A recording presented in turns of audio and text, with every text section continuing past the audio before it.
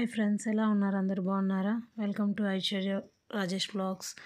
Friends, నేనైతే పోహా ఉప్మా చేస్తున్నానండి. నిన్న నైట్ ఫస్ట్ అయితే ఆయిల్ వేసుకొని తర్వాత ఆవాలు, జీలకర్ర, కొంచెం శనగపప్పు, కొంచెం మినపప్పు వేసుకున్న తర్వాత పచ్చిమిర్చి, కరివేపాకు, ఉల్లిపాయలు వేసుకొని ఫ్రై చేసుకోవాలి బాగా.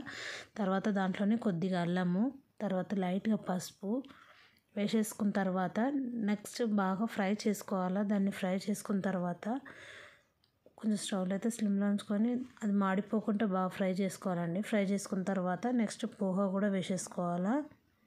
పోహా అంటే తెలుసు కదండి, ఒక 5 minutes నానబెట్టాను. నానబెట్టిన తర్వాత నీళ్ళంతా తీసేసిన తర్వాత దాన్ని ఫ్రై చేసేసుకోవాలా. చేసుకున్న తర్వాత లాస్ట్ అయితే లెమన్ పిండేసుకొని, లెమన్ చూపించలేదండి, లెమన్ పిండేసుకొని ప్లేట్లో అయితే సర్వ్ చేసుకోవాలా.